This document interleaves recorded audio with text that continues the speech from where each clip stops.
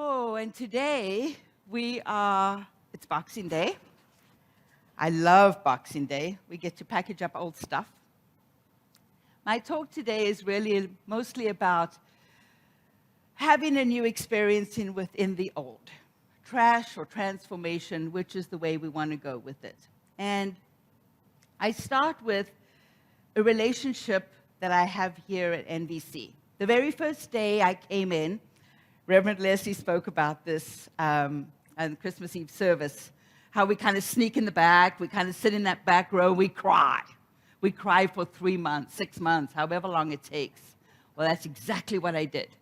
I came in the back door, I'd sit over there, listen to Michelle Medrano, Reverend Michelle Medrano, Dr. Michelle Medrano, and I'd take it all in, I'd cry, and right after the message, I'd slip right out that door. Sure, I made sure I dropped money in the basket on the way, but I'd slip right outside that door. I couldn't have the community yet. I just couldn't do it. And I kept doing that. I kept doing that for a long time. And NBC and I had this perfect relationship. I dropped some cash, it would give me what I needed. Not a lot of commitment, but it was grand. I loved it. I got exactly what I needed. And then, one day, I decided, let me go and try a class. Yeah, I wasn't so sure about this, but I went in anyway, went to try the class, and guess what? You gotta interact with people when you're in a class.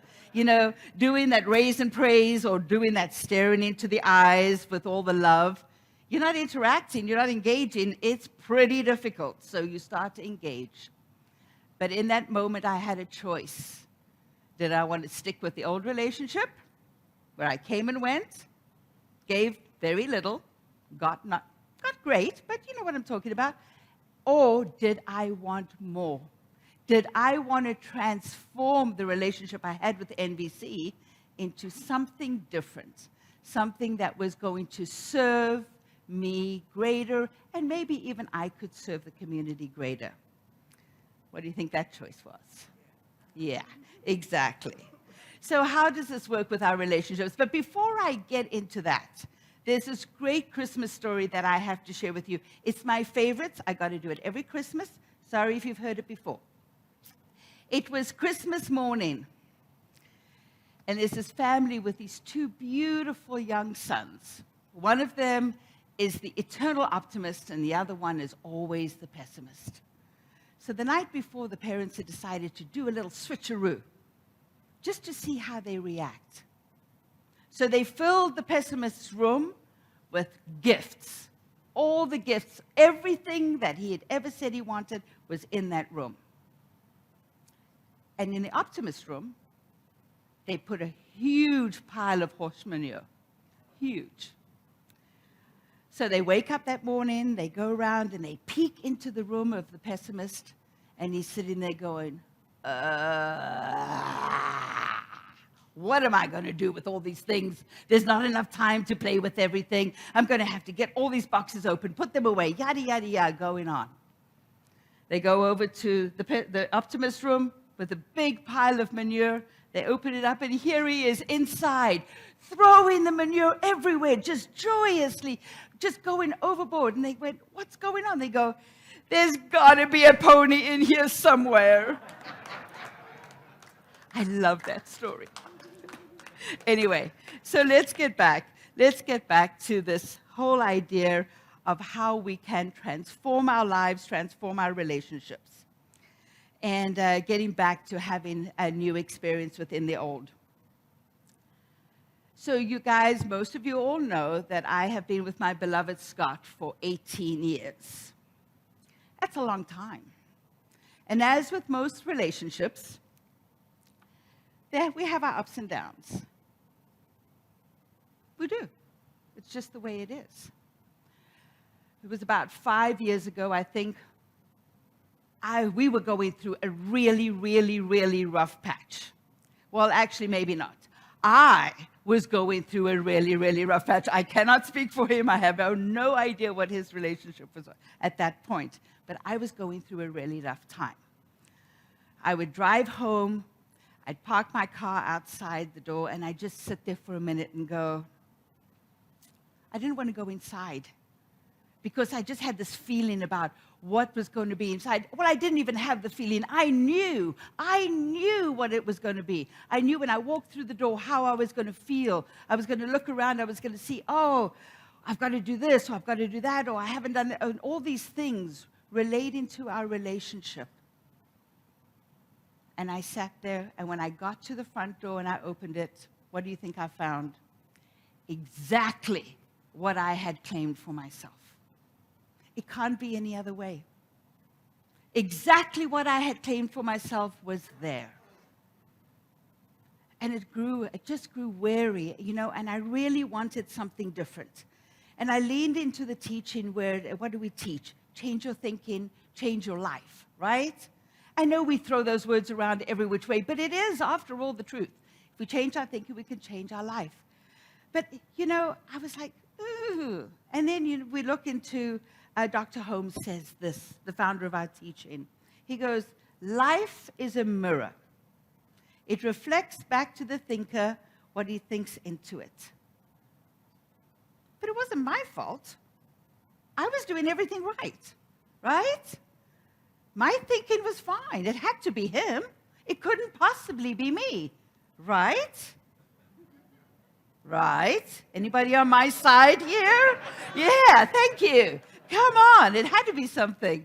Anyway, so I was having this conversation with my one girlfriend, and I use the term conversation lightly. You know what we do when we get together. We go at it, right? And she said to me, and of course we were talking about relationships, her husband, my Scott, and she goes, Bev, you have to remember, it's just the way it is. It's never going to change. You have to accept it. What? Whoever says that? But remember those words. It's just the way it is. It's never going to change. You just have to accept it. But I couldn't. I couldn't accept it. I wanted a different experience. I was going after different. So what did I do? The thing we tell you to do all the time. Go and see your minister. I went to see, it was Reverend Penny. It was our beloved Reverend Penny. We sat down for a conversation, and the first words out of her mouth was, well, is it trash or transformation? What? She goes, do you want to trash it, or do you want to transform it? And I'm like thinking, well, yeah, I want to transform it. I mean, I've been in this relationship, for 10, 11 years now? I think I'd like to transform it. It says, there's got to be some good here. She goes, okay, well, then just take Scott out of the box. You see, it's Boxing Day. You knew I'd get to the box eventually. Take Scott out of the box. And I just stared at her like, what the heck are you talking about? She didn't give me much more. Or she said to me, she goes, yeah, knowledge you have, use it you must. She would get a little Yoda-ish from time to time. Knowledge you have, use it you must. So I went home, and I'm like, take Scott out of the box. What is this box we're talking about? And this is what I came up with. I realized that our ego, not that prideful ego, not that one like, oh, I'm so magnificent. No, that ego that is literally trying to keep us safe. The one that doesn't want us to kill ourselves. That ego is going to do everything in its power to keep us static, to keep us in a relationship, to keep us where we are. It doesn't want anything new. So, if you're going to have a new experience, let's say you book tickets to go to Six Flags Magic Mountain. Oh my goodness, your ego is screaming at you right now like, what are you thinking? What are you thinking? You're going to go ride those rides, you're going to put yourself in danger. What are you thinking? But eventually it gets used to the idea that you have decided you're going. Now, this isn't always just for extreme situations. This can happen for going out for dinner. You're making a reservation. So what happens is ego wants you to gather information. It wants to gather information. You look at the menu. Will there be something on the menu I like? Well, you're going to Six Flags. It's going to look at everything. It's going to gather all the information it possibly can, and we help it. We go online and look up all the stuff we can possibly know about Six Flags, where we're going to park, how much it's going to cost, where we're going to eat, what are we going to do. So the ego gathers all of this information, puts it in a box, and you take it with you on your experience. Fantastic. So you have all of that. Now, you have a fantastic experience, right? You throw that into the box. If you had an awful experience, you throw that into the box. And when you get home, you put it on your shelf with all the other boxes you've ever had your experiences about, and they're right there. So what do you do next time you go? What do? You grab the box, and you take it with you. So what are you going to do? You're going to have that same experience again. There's some variables. If you've had a bad experience, the chances of you having another bad experience are pretty high. The box, the ego, has told you this is what it's going to be. If you've had a great experience, there's this word called, oh, I hope it's going to be good again. And we allow this little ego to come in and change stuff. But for the most part, you are going to have the experience that is in your box. I love that. At least I understand now what that ego is doing for me. Why is it creating this? It's to keep me safe. So I know what I'm walking into. There's no problem. I'm going to get what I want or what I expect. So when Reverend Penny said to me, take Scott out of the box, I figured she meant take him out of the experience that you've always known. Take him out of what you're claiming it to be. And see if you can possibly have something completely different. I knew changes had to be made. I really did. And if I could get to the idea that I had to make them in allowing a different, new experience to come forward. Dr. Ken Gordon, the previous spiritual leader for Centers for Spiritual Living, speaks to it like this. He says we have to loosen the consciousness. Transformation demands that we actually think a different thought. Step outside of the bonds and restraints of what we know to be true or what we have experienced in the past. That's so difficult. Be able to step into possibilities or potentiality of something that can be there. To be able to stretch the boundaries that we have to allow for a new experience and a new idea. If you keep thinking it's going to be the way it always was, then it will be the way it always was. But if you step into the idea that something could be different, then that's transformation. If you keep thinking it's going to be the way it always was, then it always will be that way. Change your thinking, change your life. It's what we teach. And it's not always as easy as we think. But the Buddha said this, happiness does not depend on what you have or who you are. It solely relies on what you think. So I was moving forward with all of this idea, but I really knew I needed more. I needed some tools. So I went back to my beloved Reverend Penny, and I said to her, I need something more. I need something that I can work with, because that's what we give here.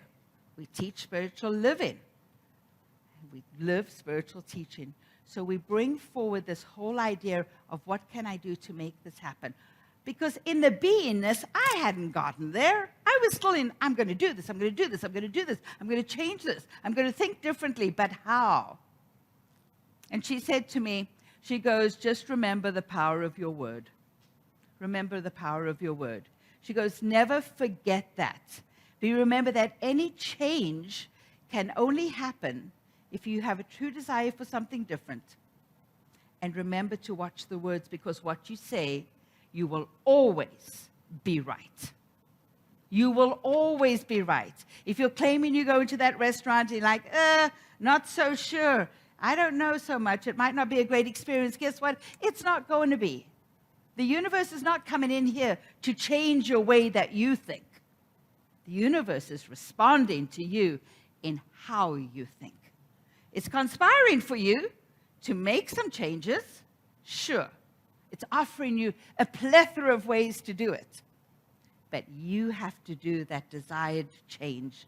You have to begin with changing your ideas and your thoughts so that you can get there. So the power of your word, wonderful tool.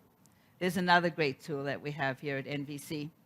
Reverend Leslie does it, I think, once a quarter here. It's called the Forgiveness Workshop. Wow. Yes.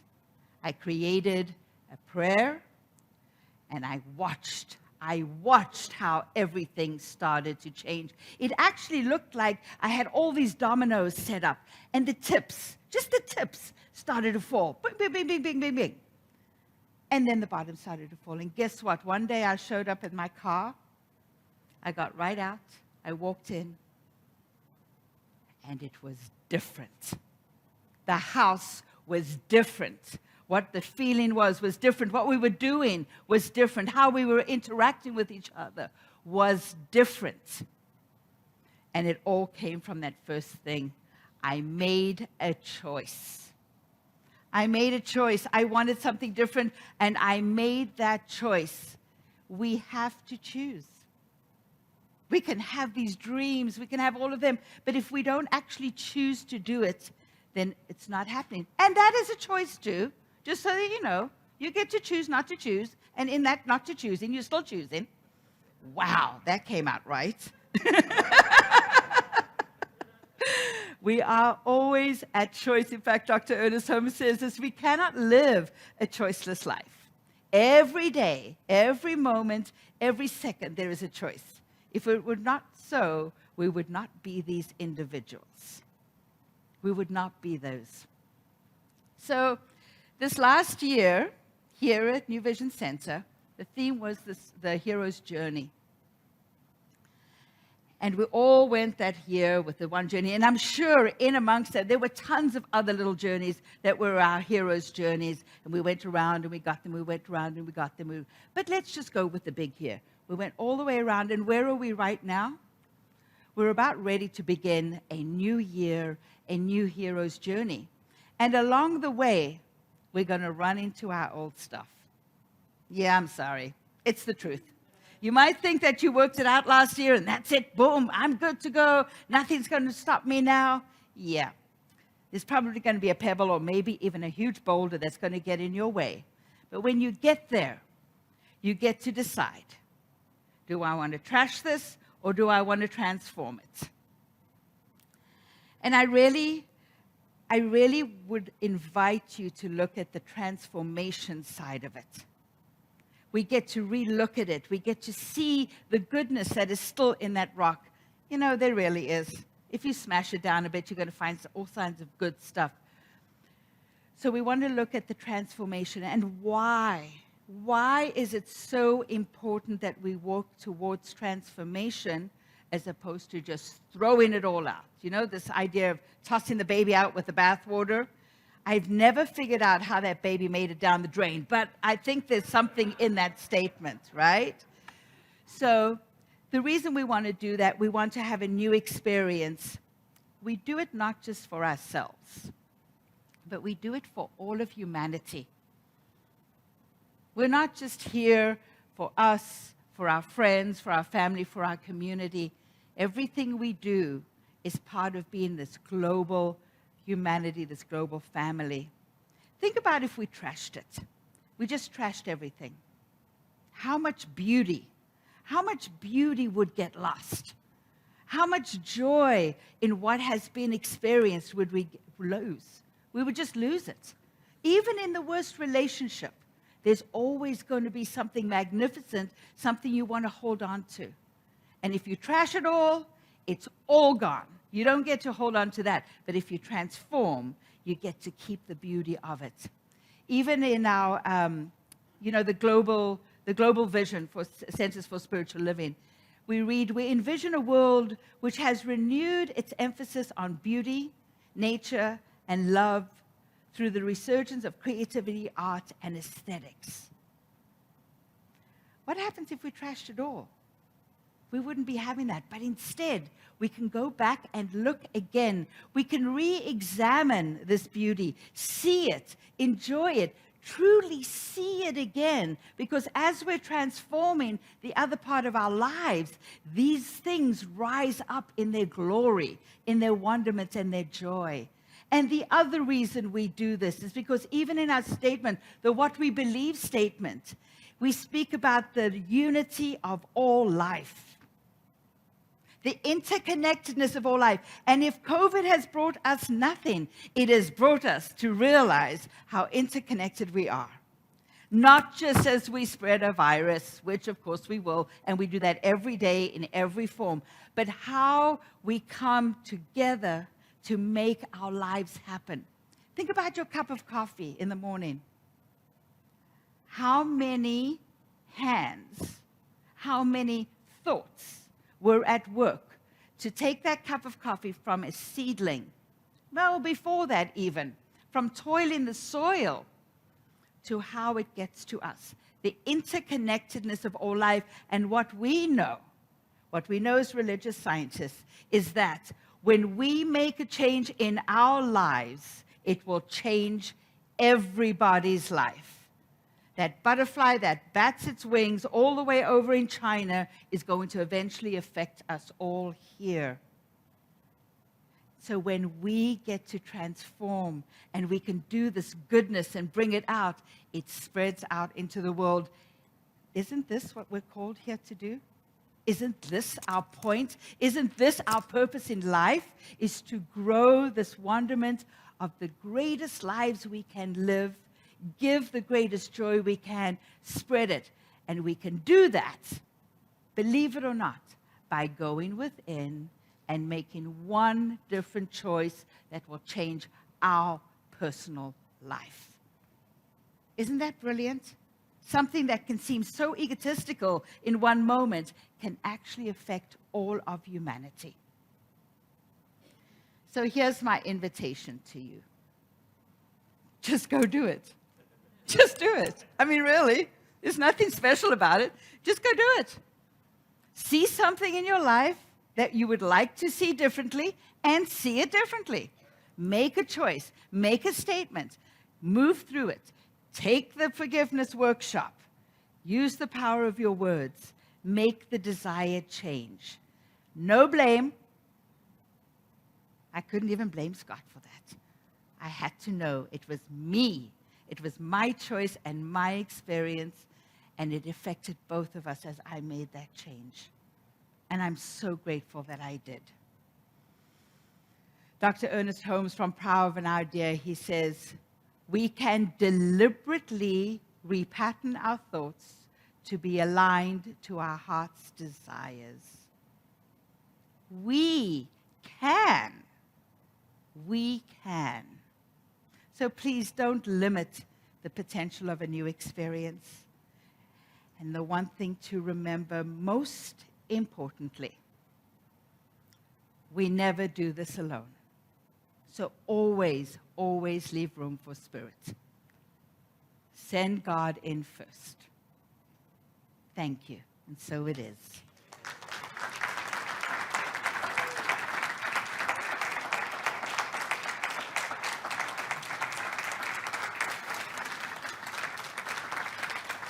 Thank you, thank you. Let us take this to prayer. Let us take this to prayer. Oh, so right here, right now, in this moment, in this time, in this absolute wonderment, in this place that we have created, in this space, in this vessel that is so filled up and overflowing with love that we can truly know the truth of who we are. That we are these magnificent expressions of the divine that are coming forward and growing and evolving and changing and transforming every single minute of every day. this is an option. No, this is the truth of who we are, and we get to do it. And we get to step forward into this place, knowing that Spirit has said yes. Oh my goodness, Spirit has said yes over and over and over again. Yes, my beloveds. Yes, I have seen your intentions. I've heard your desires. They are clear, and I support you all the way. So I know for each one of us here and anybody within the sound of my voice and beyond, don't stay in that place where there is a greater desire for more. Move forward into it. Take that step. Make the choice. And I know we can do it together. We can do it together in community. And we do it for the greatest part of our humanity. And I know it is good. So I claim this. I claim this fully. So right here, right now, I just say yes to this. Yes, yes, yes. We move forward. We do it well, knowing that Spirit is also in agreement all the way. So I release it, knowing it is done. And together we say, and so it is.